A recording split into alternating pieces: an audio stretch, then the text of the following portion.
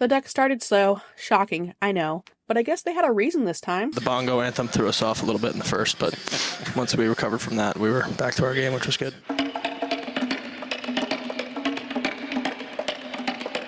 Oh, say, can you see that a flag was still there? Oh, but the rain. That was very unique and well done. That was well done. That's the first time I've seen people groove into the national anthem. They even had an extra defenseman in the lineup, but somehow forgot how to play D early on. They got caught puck watching and left two Predators all on in front. Luckily, Blankenberg backhanded it off the post. The Preds then capitalized on the power play. Two Preds drew attention by cutting into the center of the ice, leaving Stamkos with plenty of time and space to one time at home. Looked like it deflected off Lacombe too. Just think, Stammer could have been ours. Midway through the period, the Ducks were being outshot 8-1. Cronin yelled at them, and scared a girl in the process, and they started to play better. They responded by outshooting the Preds 11-10 by the end of the first. The Ducks' best chance came off a Trouba hit, with McTavish handling a chaotic puck all the way to the crease. Zegras came sniffing around for loose change, causing some commotion. He must have been yapping too much because he got his mouth covered. His mouth is always open, he could catch flies, or in this case, a glove. A late penalty ended the first, and the Ducks cut it off to start the second, but of course, they started slow again. Gibson, with some help from Michukov, made a great save in close, then he got some help from the post, then finally, he got some goal-scoring help from his team. Zegras rock-handed a backhander off the glass to lead the rush. Leeson jumped on it and made a risky pass to McTavish. If that didn't get through, we would be losing our mind.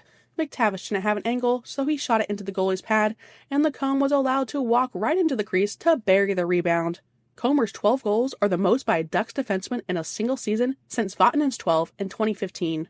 He is also now tied for fourth most goals by a Ducks defenseman 25 and under. He just keeps cooking.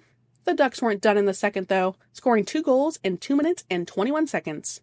The first came off a great outlet from Michukov to Zegras. Zegras dropped it back to Timmy, who improved his shooting angle, going against the grain and roofed it bar and in. The second was set up by McTavish behind the net to Hellison, who shoots for a rebound, and it's the birthday boy Zegras who crashed the crease, fought through contact, and buried a garbage goal. A lot of highlight reel goals in your day. This is a greasy goal. Which do you prefer? They all count the same, so however they get in the back of the net, I'm okay with. A real trick shot merchant. 3-1 Ducks. The Ducks got a power play with exactly 2 minutes left in the period. Don't know if I've ever seen that before. The power play clock and the game clock being perfectly in sync is oddly satisfying. A scrum broke out at the end of the period. They went after Zelli, and Strome stood up for him, and he paid the price for it. So sassy throwing his helmet after. The end result? 4-on-4 to start the third. Nothing came from it. The Ducks got one last power play, and wow, was it awful. The Predators had 4 shots on it, but after that, the Ducks pretty much coasted to the finish line. The Preds pulled their goalie with 4 minutes left, and Terry buried it into the back of the net. Wish I could say the other team name, but the goal was challenged and called back for offsides. So, Terry's 20th will have to wait. Frank just wanted to be the only Duck with 20 goals, I guess. You could say Frankie deferred his 20th. Killorn did seal it with an empty netter right after. Ducks win 4-1.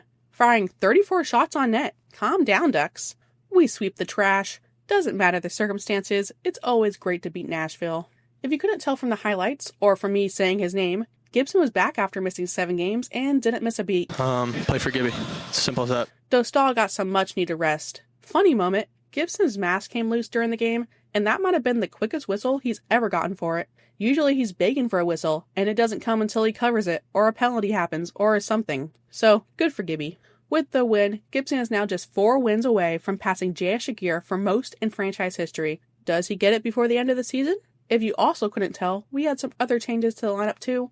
Nesterenko was out sick, so with no extra forwards on the trip, the Ducks were forced to go 11-7 for the first time this season. Shillington made his Ducks debut and was forced to play forward, apparently something he has done before in his career. He played 5 minutes and 53 seconds, so there wasn't too much to notice. With Nesterenko out, Leeson slotted on the Mac and Z line, and you know what? It dominated. Me, Mason, Lisa, we play cards together every flight, so we were actually pretty pumped that we got to play together. I said last game I hadn't liked the time Z and McT had been on a line together earlier in the season, and this was the first game I did. They actually showed off some of their off-ice chemistry. Mason still took face-offs, but it seemed like they were rotating the center position a bit, made things flow a lot more. Excited to see if they can continue it in the 13 remaining games, starting with a 5-game homestand Sunday against the Canes. Some great news, the Ducks signed Moore and Francis to the goals on ATOs. Congrats to them. Solberg was also spotted watching the Gulls game in San Jose, so the Gulls have quite a logjam now. They do play today and tomorrow. You would think at least one of them would make their debut. Thank you to our members. If you enjoyed the video, like and subscribe. Thank you for watching, and go Ducks! Mr. Orange County. Thank you. Happy birthday to me. Nice win. See you guys in Morgan Wallen.